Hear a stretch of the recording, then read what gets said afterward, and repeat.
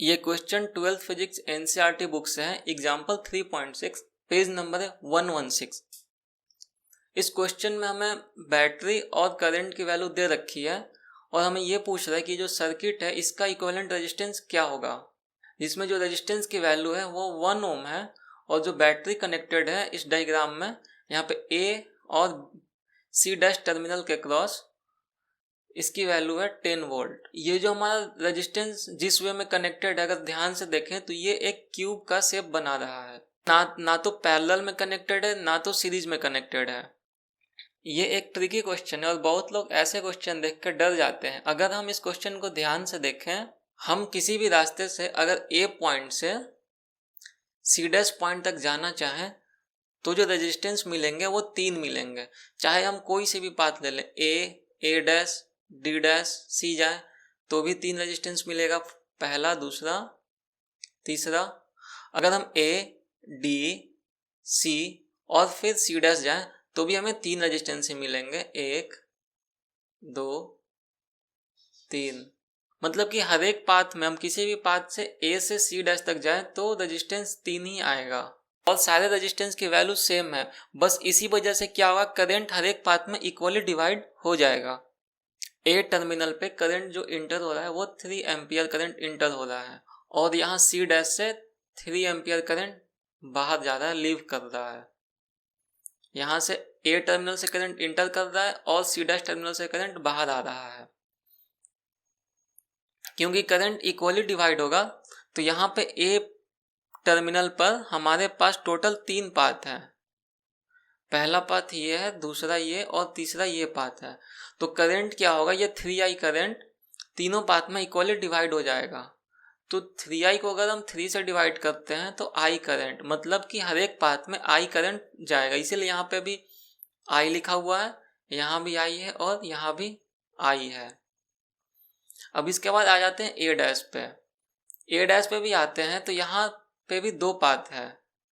तो जो करंट आएगा, अब ये 2 पार्ट में डिवाइड हो जा रहा है। ए डैश पर जो करंट आ रही है वो आई आ रही है, आई करंट 2 पार्ट में डिवाइड हो जाएगा I/2। तो इसका मतलब ये हुआ कि ए डैश से डी डैश तक I/2 करंट जाएगा और ए डैश से बी डैश तक भी I/2 करंट जाएगा।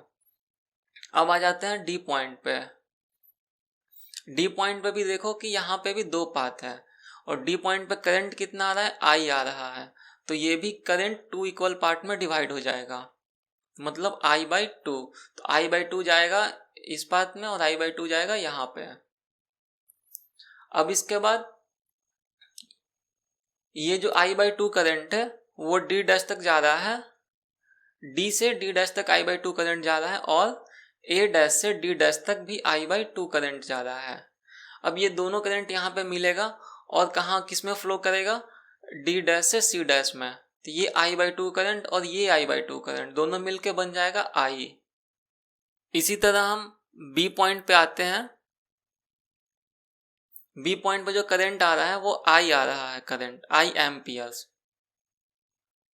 अब B पॉइंट पे 2 पाथ है तो ये जो I करंट है ये 2 पार्ट्स में डिवाइड हो जाएगा, I/2 और I/2। तो I/2 करंट चला जाएगा B से B डैश तक और एक I/2 करंट चला जाएगा B से C तक।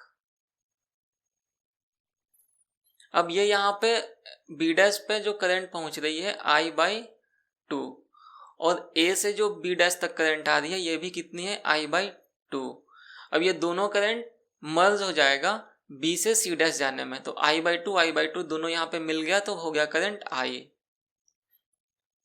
अब आ जाते हैं डी पॉइंट पे। डी पॉइंट पे हमने देख रखा है कि I/2 करंट जाएगा C में, D से C पाथ पे I/2 करंट जाएगा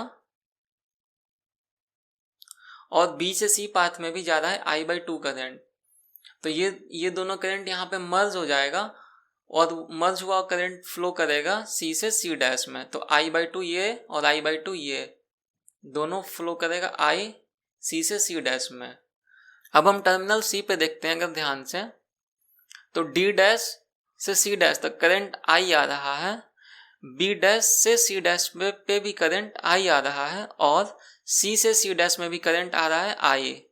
तो ये तीनों करंट यहाँ पे मिल जाएगा और 3I करंट फ्लो करेगा C डैश से A तक।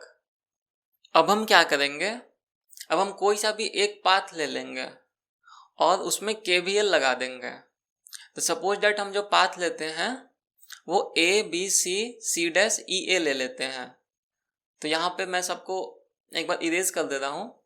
अब हम KVL लगाएंगे in the close path A B C dash E और A। इस क्लोज पाथ में हम KVL लगाएंगे। जो सबसे पहले A पॉइंट से चलते हैं तो ये इसमें करंट फ्लो कर रहा है I और जो हमारा रेजिस्टेंस है R। तो माइनस आई आर, यहाँ पे माइनस इसलिए आया क्योंकि करंट जिस टर्मिनल से इंटर करता है वहाँ पे प्लस आता है और जहाँ से लीव करता है उस टर्मिनल पे माइनस आता है। तो हम KVL लगाते समय जहाँ से करंट लीव कर रहा है उस टर्मिनल को हम लोग ले रहे हैं। तो इसलिए माइनस से लीव कर रहा है तो माइनस ले रहे हैं, माइनस आई आर। फिर B पॉइंट A से B तक आ गए। अब B से C तक जाते हैं तो इसमें जो करंट फ्लो कर रहा है I/2 फ्लो कर रहा है और करंट है R। तो यहाँ पे हो जाएगा माइनस I/2 R। अब हम C से C डैश पे आते हैं तो इस पाथ पे जो करंट फ्लो कर रहा है वो है I और रेजिस्टेंस की वैल्यू है R। तो हम लिखेंगे माइनस IR, माइनस IR। अब हम C डैश से E तक आते हैं तो C डैश से E तक आए तो यहाँ पे वोल्टेज है 10 वोल्ट का, ये माइनस का साइन है और ये प्लस का साइन है। चूंकि हम लास्ट वाले साइन ले रहे हैं तो लास्ट में क्या है प्लस, इसीलिए यहाँ पे आएगा +10। अब हम फिर से वापस A पॉइंट पे पहुंच गए तो is equal to 0। Putting the value of R is equal to 1 in equation 1। ये जो हमारा इक्वेशन है हमने इसमें भी R लिखा है तो R की वैल्यू क्वेश्चन में दे रखा है 1, तो हम इसमें 1 पुट कर देंगे। तो यहाँ पे 1 पुट करते ही minus I/2 minus I plus 10 is equal to 0। फिर ये माइनस I/2 और माइनस I को सॉल्व करेंगे तो ये आएगा 5I/2 इज इक्वल टू -10। ये जो प्लस का 10 है इसको इस साइड लेके आ जाएंगे और -5I इज इक्वल टू -20 और I is equal to -20 divided by -5 और I इज इक्वल टू 4। यहाँ से I जो हमारा आ गया वो 4 एम्पियर आ गया।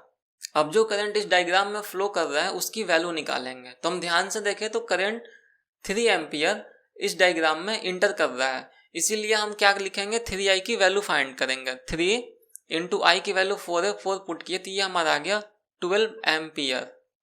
और सर्किट में वोल्टेज कितना दिया हुआ है 10 वोल्ट दिया हुआ है। तो अब हम यहाँ से रेशियो निकालेंगे V/I। हमें ओम्स लॉ से पता है V is equal to IR और V divided by I is equal to R। मतलब कि जो रेशियो होता है वोल्टेज और करंट का वो हमें रेजिस्टेंस देता है। तो अगर हमें इस पूरे डायग्राम की रेजिस्टेंस निकालनी है तो हम क्या करेंगे, हम ये देखेंगे इस डायग्राम का क्रॉस कितना वोल्टेज अप्लाई हो रहा है और कितना करंट अप्लाई हो रहा है। तो जो V की वैल्यू है वो है 10 वोल्ट और जो करंट है हमारा वो है 3I मतलब कि 12 एम्पियर। तो अगर हम V और 3I का रेशियो ले लें तो हमें क्या मिल जाएगा, इस डायग्राम का इक्विवेलेंट रेजिस्टेंस मिल जाएगा। Therefore R equivalent is equal to V upon 3I is equal to 10 divided by 12, जो कि हमारा आ जाएगा 5/6। यही इस क्वेश्चन का आंसर है।